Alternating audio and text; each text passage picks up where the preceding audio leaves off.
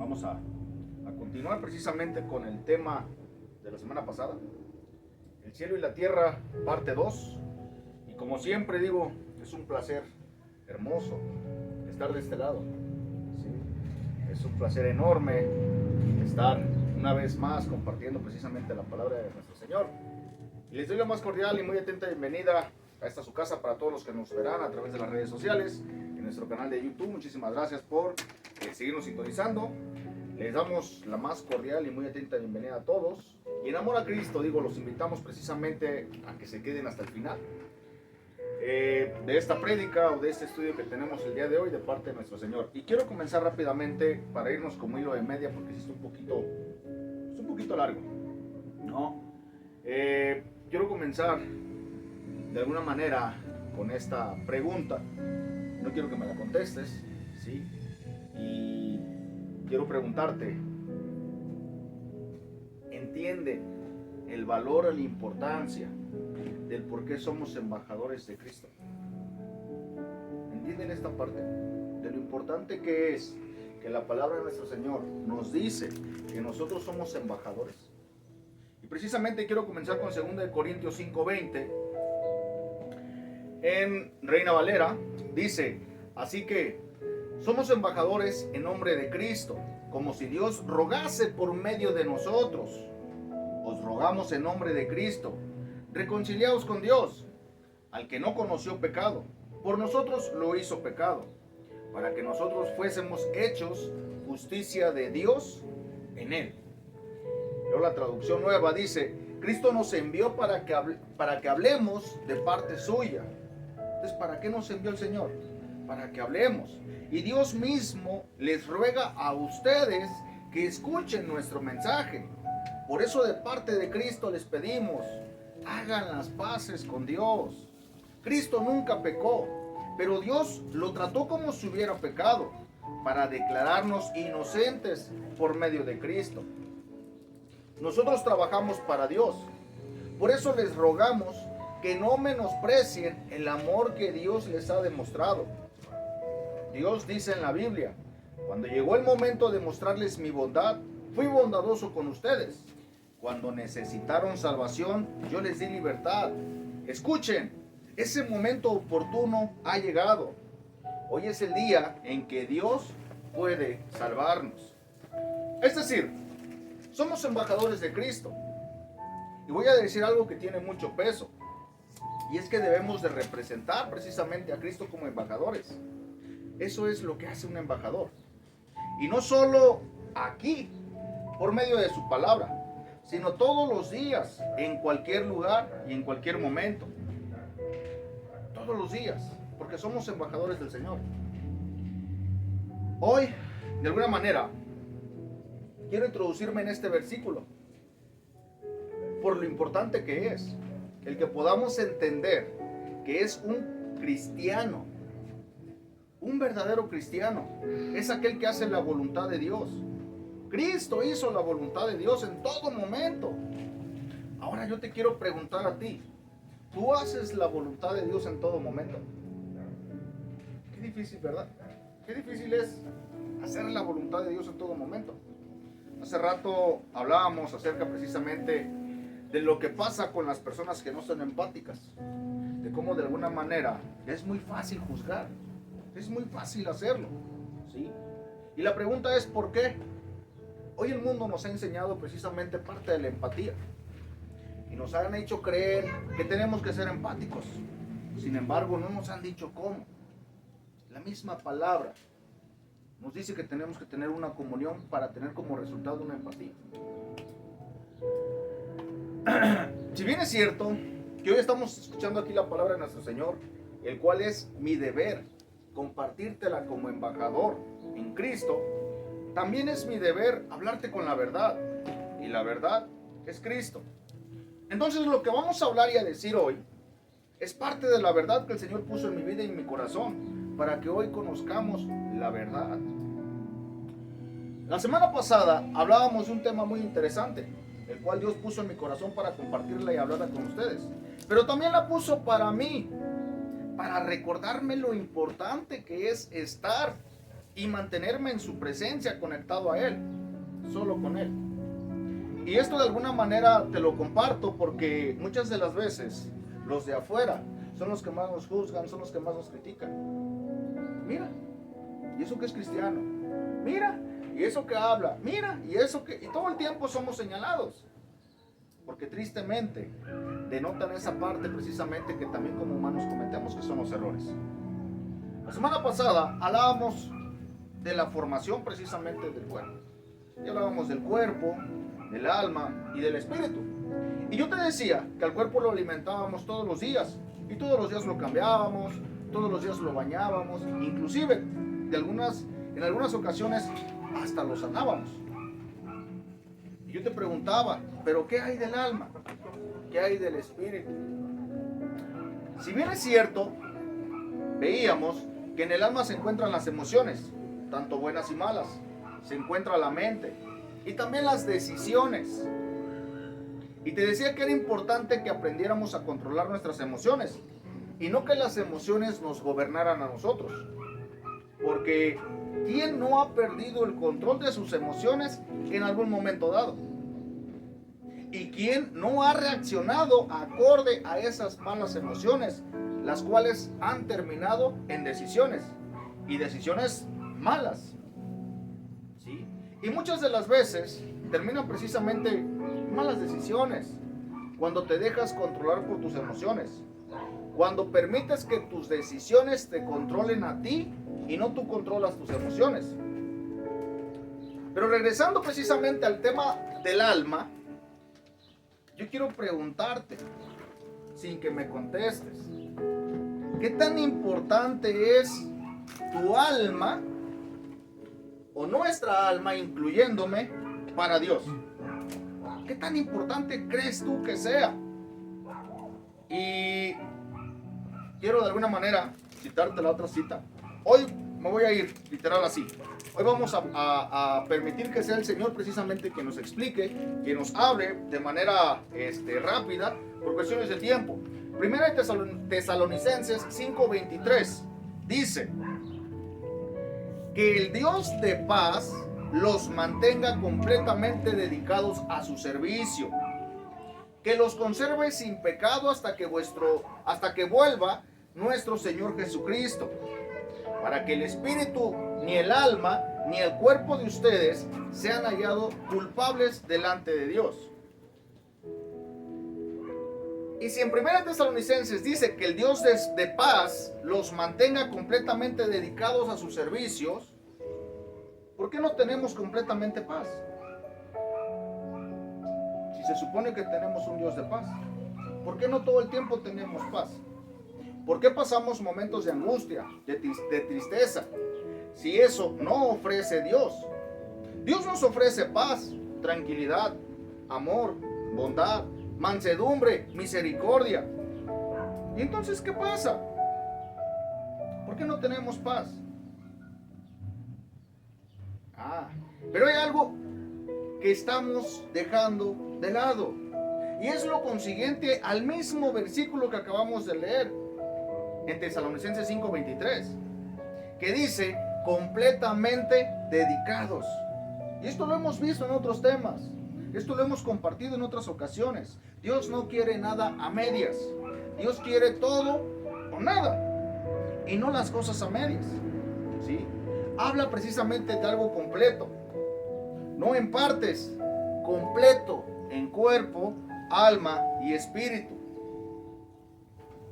Pero mi hermano, si eres de los que te has estado preguntando, no has contestado la pregunta. ¿Por qué es importante para Dios nuestra alma? ¿Por qué? Porque si de algo estamos seguros, según la Biblia, es que cuando un creyente y no creyente muere, el Señor recogerá lo que le pertenece, su espíritu. ¿Cierto?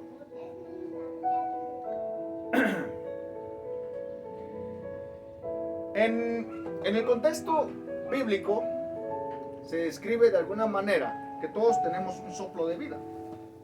¿Sí? Todos, desde el inicio. Y esto comenzó precisamente con Adán, dándole vida. También de alguna manera este soplo de vida se asocia precisamente con el Espíritu Santo, considerado como la fuente de vitalidad espiritual y la fuerza que sustenta la existencia.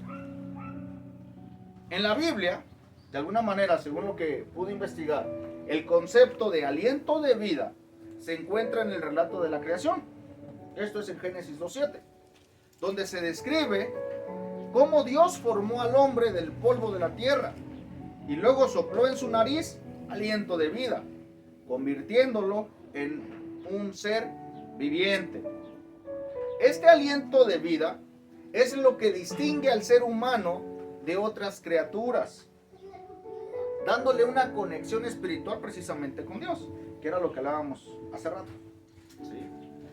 Además, el aliento de vida se relaciona con el Espíritu Santo, que es visto como la fuerza vital que imparte vitalidad espiritual y permite la conexión con Dios. En el Nuevo Testamento, en Juan 20:22, dice, Juan 20:22, Jesús sopla sobre sus discípulos, simbolizando la impartición del Espíritu Santo y la nueva vida espiritual. Amén. En resumen, el aliento de vida es un concepto que se refiere a la fuerza vital que Dios otorga a los seres humanos, conectándolos con lo divino y dándoles vida tanto física como espiritualmente. Hasta aquí vamos bien. Ok, ahora bien, en Filipenses capítulo 1, versículo 23, dice lo siguiente. Filipenses capítulo 1, versículo 23. También tengo el deseo de partir y estar con Cristo, lo cual es mucho mejor. Sí, es mucho mejor. Cuando una persona muere, si tiene a Cristo como Salvador, su alma y su espíritu van directamente a la presencia de Dios. Según el apóstol Pablo nos decía precisamente, o nos dice en este capítulo de Filipenses, que también tenía el deseo de partir y estar con Cristo. ¿Sí? ¿Por qué? Porque él estaba haciendo la voluntad del Señor. Y de alguna manera yo decía, wow, qué chido, qué padre, qué bonita esperanza nos da el apóstol Pablo, al decirnos que es mucho mejor estar con Cristo y que los que somos creyentes en Cristo Jesús estaremos con Él en su presencia. Yo te pregunto, ¿crees esto? ¿Realmente crees que cuando muéramos vamos a estar con el Señor? Yo sí lo creo. ¿Sí? Según datos que encontré, a la muerte de un creyente se le llama dormir en la Escritura. A la muerte de un creyente. Y te digo que según datos que encontré, porque sería mentirte si yo afirmo esto como mío. Porque te voy a ser bien honesto, yo no he leído toda la Biblia por completo. No la he leído. Así que sería un mentiroso si yo te dijera que la Biblia dice todo esto, porque yo no la he leído por completo. Y esto se refiere precisamente a dormir del cuerpo, porque el alma y el espíritu no duermen. No duermen. Lo que duerme es el cuerpo, lo que duerme es la carne, según la Biblia. Y voy a mencionarte algunas citas, así de manera rápida, te voy a decir todas, pero no vamos a mencionar unas, donde hace referencia precisamente a este dormir. Segunda de Samuel 7:12 dice, Segunda de Samuel 7:12, y cuando tus días sean cumplidos y duermas con tus padres, yo levantaré después de ti a uno de tu linaje, el cual procederá de tus entrañas y afirmaré su reino. La nueva versión ya no dice dormir, dice después de tu muerte, yo haré que uno de tus hijos llegue a ser rey de mi pueblo. Luego en Juan 11:11 dice, dicho esto, les dijo después, nuestro amigo Lázaro duerme, mas voy para despertarle. ¿Recuerdan la historia de Lázaro? Y precisamente era lo que el Señor Jesús le decía, duerme. En la nueva versión dice, pero si camina de noche, tropieza porque le hace falta la luz. Nuestro amigo Lázaro está dormido y yo voy a despertarlo. Luego en Hechos 7:60, Hechos 7:60 dice, y puesto de rodillas, clamó a gran voz, Señor, no les tomes en cuenta este pecado. Y habiendo dicho esto, durmió. habiendo dicho esto, durmió. En 1 Corintios 11:30 dice: por lo cual hay muchos enfermos y debilitados entre vosotros, y muchos duermen. Muchos duermen. Luego en 1 Corintios 15:6 y 15:18 dice el versículo 15 de 1 Corintios 6: después apareció a más de 500 hermanos a la vez, de los cuales muchos viven aún y otros ya duermen. El 15:18 dice: entonces también los que durmieron en Cristo perecieron. Entonces también los que durmieron en Cristo perecieron. En otras palabras, si no hay resurrección, aquellos que murieron creyendo en Cristo habían perecido.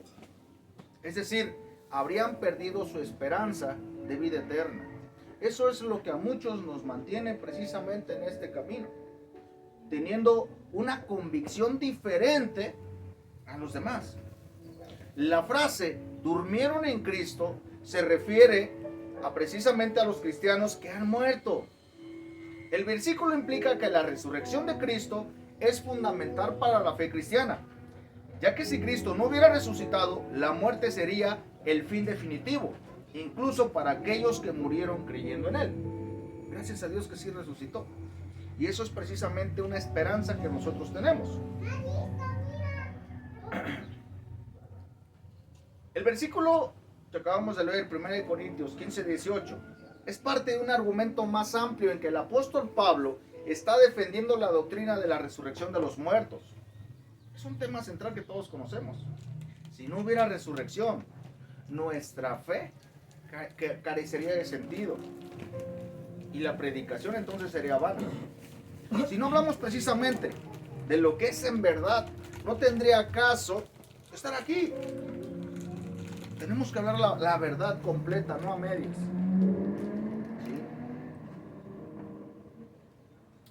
Primera de Tesalonicenses 4:14 y Primera de Tesalonicenses 5:10. Mateo 27:52. Dice Mateo 27:52: muchos cuerpos de santos que habían dormido se levantaron. Luego dice Lucas 20:38. Perdón, ¿Mateo qué? 27:52. Gracias. Luego dice Lucas 20:38: porque Dios no es Dios de muertos, sino de vivos, pues para Él todos viven. Aunque el cuerpo muera, el alma y el espíritu siguen viviendo. Aunque el cuerpo muera, el alma y el espíritu siguen viviendo. El cuerpo humano es mortal, es decir, está sujeto a la muerte. Eso es una verdad y eso es una realidad, ¿sí? Romanos 6:12.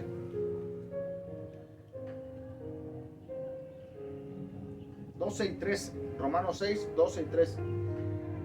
Dice: no reine pues el pecado en vuestro cuerpo mortal, de modo que lo obedezcáis en sus concupiscencias, ni tampoco presentéis vuestros miembros al pecado como instrumentos de iniquidad, sino presentaos vosotros mismos a Dios como vivos de entre los muertos, y vuestros miembros a Dios como instrumentos de justicia. La Nueva Versión dice: así que no dejen que el pecado los gobierne. No dejen que el pecado los gobierne, ni que los obligue a obedecer los malos deseos de su cuerpo. Ustedes ya han muerto al pecado, pero ahora han vuelto a vivir. Así que no dejen que el pecado los use para hacer lo malo. Más bien, entréguense a Dios y hagan lo que a Él le agrada. Lo que le agrada al Señor, no lo que le agrada a nuestra carne. ¿Y cuántas de las veces hacemos más lo que le agrada a nuestra carne que lo que le agrada al Señor? ¿No? Romanos 8:11 dice: Dios resucitó a Jesús y Él también hará que los cuerpos muertos de ustedes vuelvan a vivir. Si es que el Espíritu de Dios vive en ustedes. Ojo con esto. Si es que el Espíritu de Dios vive en ustedes. Esto Dios lo hará por medio de su Espíritu que vive en ustedes. Romanos 8:11. Luego 1 Corintios 15, 53 y 54 dice: porque es necesario que esto corruptible, esto, se vista de incorrupción, y esto mortal se vista de inmortalidad.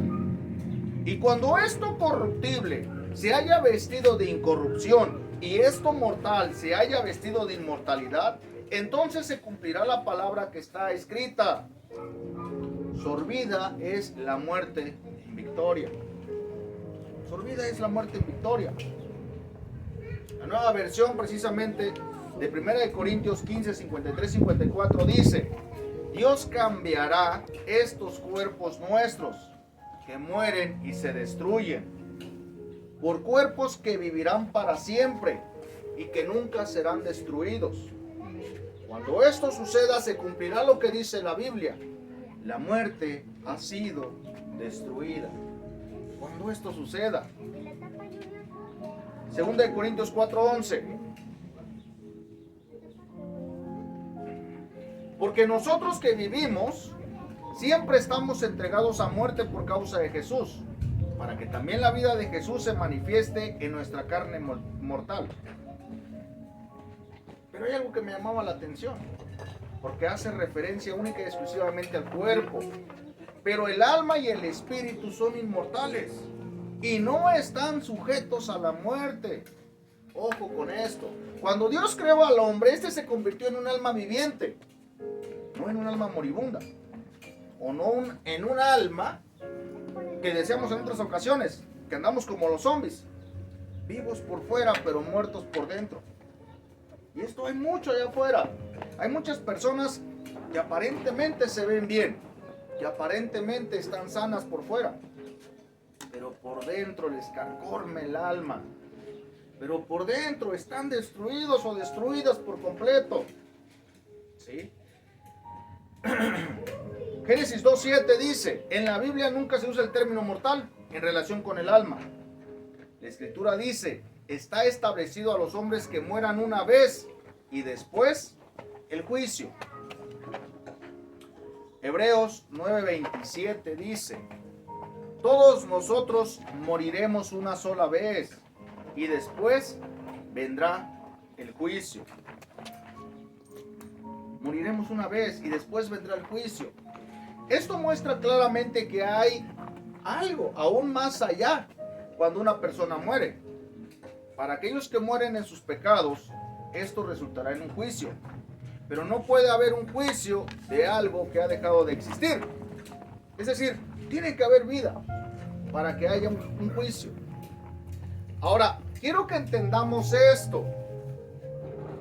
El término muerte, según San Google, significa término de vida o separación. El término muerte, término de vida o separación. Y todos de alguna manera conocemos lo que es el término de vida. Pero cuando hablamos de separación, yo me preguntaba, ¿separación de qué? ¿De qué? Precisamente del cuerpo, del alma, del cuerpo y del alma.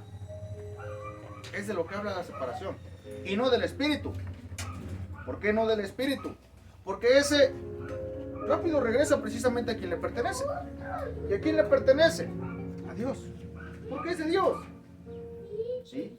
El cuerpo vuelve a donde pertenece, y era lo que hablábamos hace rato. ¿A dónde pertenece el cuerpo? ¿Sí? Al polvo. Eclesiastés 12 del 7 al 8 nos lo dice. Eclesiastés 12 del 7 al 8 nos lo dice.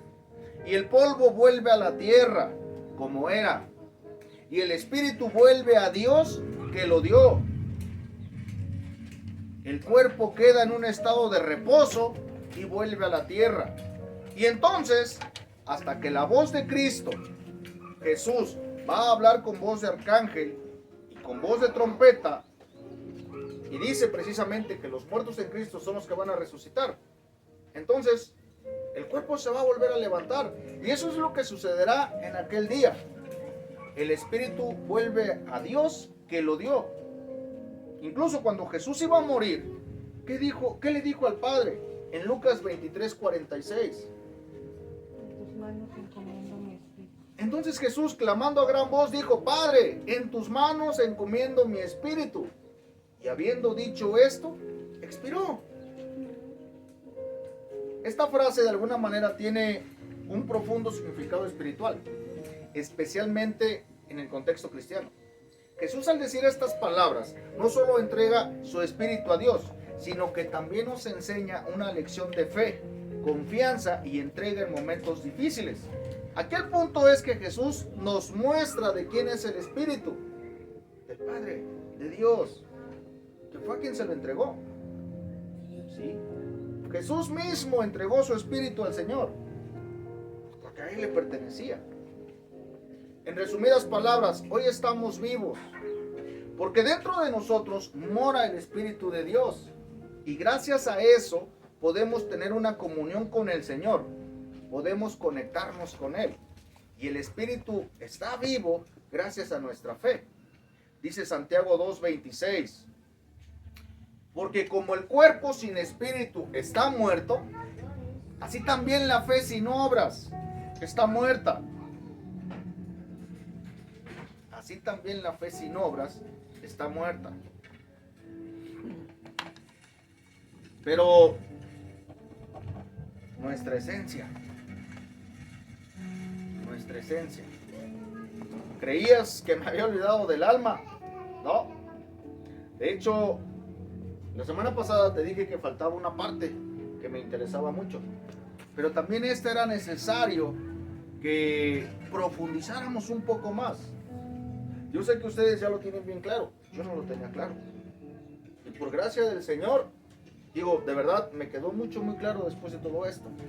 Entonces, por ello es precisamente que quise compartirlo antes de llegar a la última parte, para profundizar un poquito más y entender cuán importante es nuestra alma. ¿Sí? No me he olvidado, como te lo decía hace un momento, de lo más importante del alma, porque nuestra esencia es eso precisamente, el alma. Tenemos un alma dentro de nosotros, que es lo que somos, lo que reflejamos por naturaleza. Esa es nuestra personalidad, eso es lo que somos.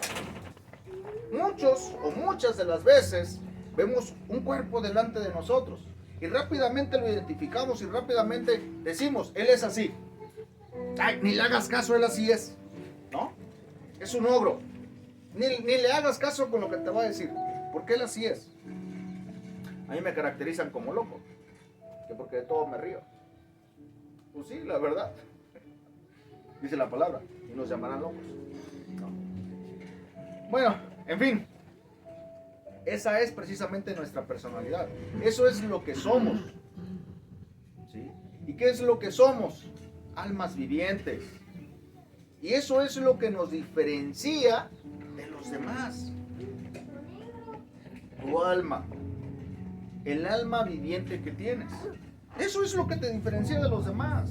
¿Y por qué te diferencia eso de los demás? Porque tienes un alma viva. ¿Y cómo logras esa alma precisamente que esté viva de alguna manera? A través precisamente de esa conexión que tenemos con el Señor. ¿Sí? Ahora, aquí viene lo más interesante de todo, porque nuestra alma es la que se llevará al juicio cuando muramos. Dice la Biblia precisamente en Hebreos 9:27, está establecido para los hombres que mueran una sola vez, y después de esto, el juicio. Entonces, en el momento en que morimos, se determina hacia dónde va a ir nuestra alma. Si morimos sin Cristo, ¿a dónde vamos a ir? Y si morimos con Cristo, ¿a dónde vamos a ir? ¿Sí? Según la Biblia, menciona precisamente que si morimos de alguna manera Cristo, ¿sí? Vamos a ir a un lugar de tormento.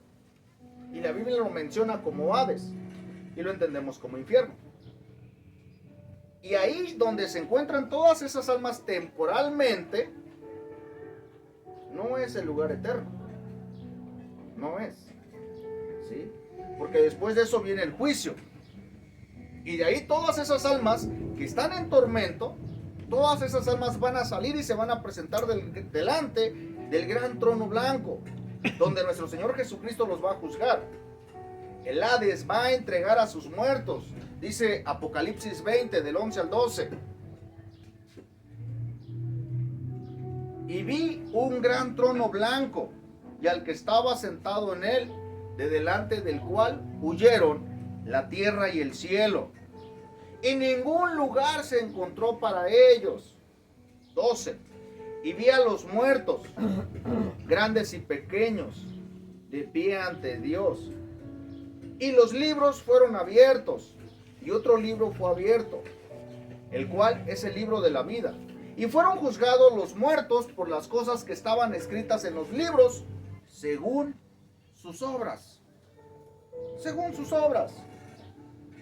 Todas estas almas serán juzgadas, para de ahí precisamente mandarlos a la parte final. ¿Dónde es esa parte final? El lago de fuego. El lago de fuego es el juicio final de los no creyentes, de los inconversos, los que vivieron y murieron aquí en la tierra sin reconocer a Cristo Jesús como su Señor y Salvador. No te espantes, no te espantes, porque ¿qué hay para nosotros? ¿Qué hay para nosotros según la Biblia? ¿Sí? De todas aquellas personas, las que sí recibimos a Cristo como nuestro Señor y Salvador por la gracia de Dios, ¿qué pasa con nosotros? ¿Qué pasa cuando nosotros morimos? Según la palabra dice que precisamente vamos a la presencia del Señor. ¿Y qué es lo que va hacia la presencia del Señor? Tu alma. Tu cuerpo se queda. El espíritu se va, ahora sí que, coloquialmente hablando, dijeran, se va en corto, de balazo con el Señor. Porque a Él le pertenece. Pero tu alma, hay dos caminos. Y eso es lo que va a diferenciar precisamente tu comunión con el Señor, tu fe en el Señor, tu alma. Ahora entiendes por qué era importante precisamente que dejáramos esto muy en claro. Porque es importante que lo sepamos. Y que no nada más vengamos por decir, ay, es que me gusta. Sí, pero ¿por qué te gusta? ¿Por qué tenemos que nutrir nuestra alma también? ¿Por qué tenemos que controlar precisamente esta parte? El Señor nos quiere completos en tres: cuerpo, alma y espíritu. ¿Y por qué en cuerpo? Si al final del día el cuerpo se va a quedar, sí, pero el cuerpo es lo que va a denotar tus acciones, tus obras, a través de la fe. ¿Y la fe cómo la vas a conseguir? A través del espíritu, que es por medio de la comunión. ¿Y qué se va a nutrir? Tu alma. Aprenderemos a controlar nuestras emociones. Aprenderemos a ser auténticos como el Señor nos hizo. Pero es que tú eres así, pues sí. Pero es que entonces, ¿qué va a pasar conmigo cuando yo me encuentre con el Señor? El Señor me ama tal cual soy porque Él así me hizo. Pero es que a todo le encuentras gracias, hasta mi vida. A todo le encuentras chiste, pues sí, hasta mi vida le encuentro chiste, me empiezo a reír de mis propias desgracias. Esa es mi naturaleza. Malo sería que yo fingiera a alguien que no soy. Muchas veces les digo, hasta en momentos de seriedad me cuesta trabajo estar serio porque no puedo. Porque no puedo. Pero eso quiero que entendamos que es la esencia de cada persona. Eso es la esencia. El apóstol Pablo decía, cuando estamos presentes en el cuerpo, estamos ausentes del Señor. Cuando estamos ausentes del cuerpo, estamos presentes en el Señor. Segunda de Corintios 5:8. Esto es lo que dice. ¿Sí? Segunda de Corintios 5:8. Pero confiamos y más quisiéramos estar ausentes del cuerpo y presentes al Señor. A ver si te lo puedo explicar. Pido al Señor que así sea. En el momento en que un cristiano o creyente muere, pasa a la presencia de Dios. Pero ¿qué es lo que pasa a la presencia? Tu alma, tu esencia. Eso es lo que pasa en la presencia del Señor. Ahora, ¿qué pasa en ese momento? ¿Qué pasa con el alma? Y hay algo que también quiero aclarar, y con mucho respeto lo quiero hacer. Pero esto lo hemos visto muchas de las veces, en los velorios, que les gritan a los cuerpos fallecidos cuando los tienen tendidos. Y por eso te digo con mucho respeto, porque entiendo precisamente el dolor por el cual se está atravesando en el momento. Y queremos que la persona precisamente que ha fallecido esté viva y que nos escuche. Y muchas de las veces nos han hecho creer, te escucha, háblale. Esa es una mentira. Eso es una mentira. Eso no es cierto. Y no lo digo yo, lo dice la misma palabra. ¿Sí? Y Eclesiastés precisamente nos lo dice. Es claro cuando dice que el muerto ya nada sabe. Eclesiastés 9, del 5 al 6. Dice, porque los que viven, saben que han de morir, pero los muertos nada saben, ni tienen más paga, porque su memoria es puesta en el olvido. También su amor y su odio y su envidia fenecieron ya, y nunca más tendrán parte en todo lo que se hace debajo del sol. Pero ahí el versículo precisamente está hablando específicamente de la carne, del cuerpo, no del alma, no del alma. Habla de lo físico, de lo terrenal. Porque eso es lo que vemos precisamente. Y te deseo hace un momento con todo el debido respeto. Porque empezamos a expresar esa emoción que muchas de las veces, ese propio remordimiento que no nos deja. Porque quisimos o pudimos haber hecho más por la persona que ya falleció y no lo hicimos. Pudimos haber hecho tal vez más y no lo hicimos. Entonces es el mismo remordimiento el que nos lleva precisamente a actuar de esa manera. Y está bien, es válido. Así como también es válido que yo te diga la verdad. Ese remordimiento solo lo va a sanar el Señor. Esa herida solamente Dios la va a sanar. Nadie más. Solamente Él. Vengan a mí los que estéis cargados y cansados y yo los haré descansar. Ese descanso, precisamente la sanación que nosotros ocupamos para nuestra alma. Ese es el descanso que nosotros ocupamos y que solamente lo vamos a encontrar en Él. Solamente en Él. ¿Sí? Y si yo te decía hace un momento que Eclesiastés nos dice precisamente que el muerto ya nada sabe. Y te decía que hablaba específicamente de la carne que hay del alma. El alma tiene memoria. ¿Sí? Tiene memoria. Pero se va a acordar de lo bueno. Habla la Biblia de un revestimiento. ¿Sí? Se va a acordar de las cosas buenas que hizo. ¿Y a qué me refiero con esto? Porque hay muchos que tuvieron muertes fatales, siendo creyentes, siendo cristianos. Tuvieron muertes horribles. Fueron perseguidos por predicar el evangelio y murieron de la peor forma posible, los apóstoles. Pero eso, en la presencia del Señor, dice la palabra, que no se van a acordar. Porque en el Señor tenemos ¿qué? Paz, tranquilidad, amor, gozo, benignidad, gracia. Y cuando llegamos a la presencia del Señor en alma, que espero algún día yo también poder estar ahí, ya no habrá enfermedades, ya no habrá preocupaciones, ya no se acordarán de nada de lo que vivieron aquí en la tierra, de nada malo, de las cosas malas, porque no habrá preocupaciones, no habrá estrés, solo tendremos paz, tranquilidad. ¿Y por qué te digo esto? Por pura lógica. Supongo que la presencia de Dios es tan grande que te da lo que necesitas, y lo que necesitas en ese momento es ¿qué? Paz, tranquilidad. Y lo único que se llevan precisamente para con el Señor son sus obras buenas. Todas las obras que hicieron aquí en la tierra. Y no lo digo yo, lo dice Apocalipsis 14:13. Apocalipsis 14:13 dice: oí una voz que desde el cielo me decía, escribe, bienaventurados de aquí en adelante los muertos que mueren en el Señor. Bienaventurados los muertos que mueren en el Señor. Sí, bienaventurados. Dice el Espíritu, descansarán de sus trabajos, porque sus obras con ellos siguen. Descansarán de sus trabajos, pero sus obras con ellos siguen. Todas esas obras siguen con nosotros y serán presentadas delante del tribunal de Cristo. Ahora, ojo, porque habla precisamente de los que murieron en el Señor, es decir, del creyente, del cristiano. Y sabemos que no es por obras, sino es por fe. Pero también dice la palabra que si no hay obras, la fe es ¿qué? Muerta. Entonces hay obras. Y el Señor te las va a aplaudir de alguna manera. ¿Sí? Y entonces se mostrarán las buenas obras que hicieron en cada uno de nosotros. Y de acuerdo a las buenas obras que hayamos hecho, será nuestra recompensa. Si no hicimos buenas obras, pues no recibiremos nada. Ahora, ¿qué pasa con esas almas que murieron en Cristo y ya están descansando? ¿Qué pasa? ¿Sí? Pues están en un mejor lugar. Eso es un hecho.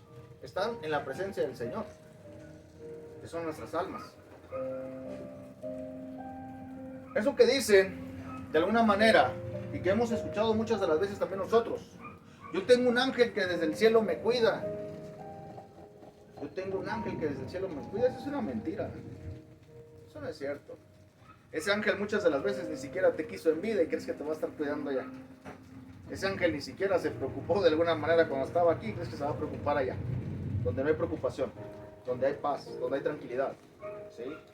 Ahora, hay algo que también va a pasar estando en el Señor. Y es que cuando todos estemos allá en su presencia, no vamos a reconocernos como aquí que somos familia, que tienes un hijo, un primo. No, nada de eso. En la presencia del Señor y del Padre todos seremos hermanos. Todos. Pues somos hijos de un mismo Padre. Todos somos hijos de un mismo Padre. ¿Sí? Que es Dios. Ahora, ya vimos de alguna manera lo que va a pasar con nosotros. ¿Sí? Que no nos vamos a acordar nada de lo que pasó en la tierra.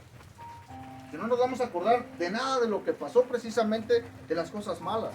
O de nada de lo que nos pasó a nosotros. Pero ¿qué hay de los no creyentes? ¿Qué hay de los que nunca aceptaron a Cristo como su Señor y Salvador? ¿Qué pasa con el inconverso? Aquel que nunca le pidió perdón a Cristo y que vivió aquí en la tierra como necio. ¿Qué pasa? Dice Salmo 14, dice el necio en su corazón: no hay Dios. Se ha corrompido. Hacen obras abominables. No hay quien haga el bien. Ahora, quiero que recuerdes algo. Te dije hace un momento que los que vayamos a la presencia de Dios no tendremos memoria de lo que se hizo malo aquí, o de lo que hicieron precisamente con nosotros como malo en este plano, pero sí serán recordadas nuestras buenas obras. Bien, pues déjame te digo que los que murieron sin Cristo, ahí donde estén, sí tendrán memoria. Te había dicho que no. Para los que vivimos precisamente haciendo la voluntad del Señor, no tendremos memoria de lo malo, y el Señor nos va a reconocer las buenas obras que hicimos. Pero para aquellos que murieron sin Cristo, ellos sí tendrán memoria de lo que hicieron. Y tendrán más memoria de lo que hicieron mal, o de lo que hicieron malo. ¿Sí? Se acordarán de lo que hicieron aquí en la tierra. Y como muestra un botón, hay un relato precisamente que nos habla acerca de esto. Y sé que dirán que es una parábola. Sé que dirán, es que es una parábola, no tiene nada que ver con lo... ¿Sí? Pero eso es una verdad. ¿Recuerdan el relato del Señor sobre el hombre rico y Lázaro? ¿Sí? Y confirma precisamente esto. En Lucas 16, del 19 al 31 nos lo habla, pero específicamente en el versículo 25 nos dice: pero Abraham le dijo: hijo, acuérdate que recibiste tus bienes en tu vida, y Lázaro también males, pero ahora este es consolado aquí y tú atormentado. Y me encanta porque la respuesta del rico, que estaba en ese momento precisamente ahí, ¿qué es lo que le dijo? Dice, además de esto, una gran cima está puesta entre nosotros y vosotros, de manera que los que quisieren pasar de aquí a vosotros no pueden, ni de allá pasar acá. Entonces le dijo, te ruego pues, padre, que le envíes a la casa de mi padre, porque tengo 5 hermanos para que les testifique, a fin de que no vengan ellos también a este lugar de tormento. Y Abraham le dijo, a Moisés y a los profetas tienen, óiganos. Estaba clamando para que le fueran a decir a sus hermanos. Es decir, sí tenía memoria. Sí se estaba acordando de sus hermanos. Y lo reafirmaba diciéndole precisamente que para que no estuviera ahí también en ese lugar. Estoy por terminar, antes de que nos gane el agua. ¿Sí? Estos versículos precisamente nos dicen esto, que sí se acuerdan y sí están siendo atormentados por todo lo que no pudieron ver hecho y no hicieron. Es decir, tienen memoria, están conscientes, están recordando, y eso los atormenta más a esas almas que murieron sin Cristo en su corazón.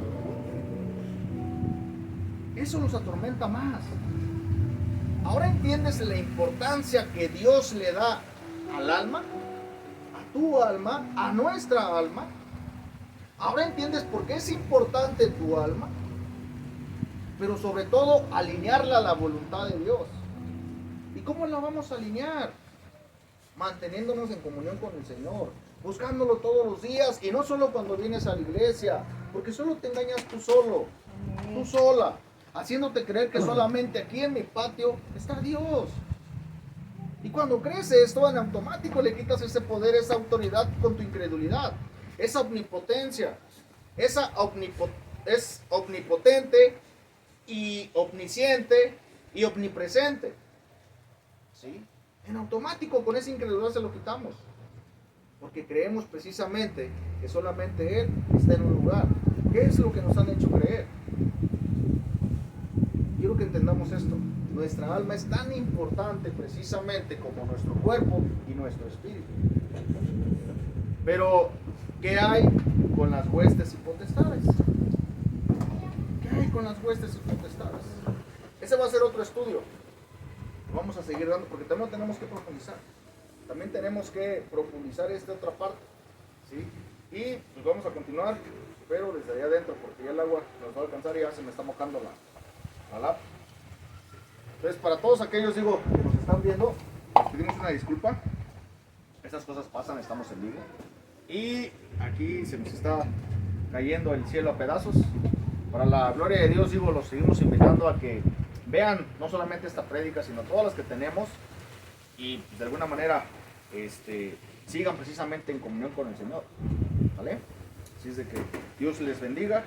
Nos vemos el próximo domingo por este canal y a esta misma hora. Dámele, por favor.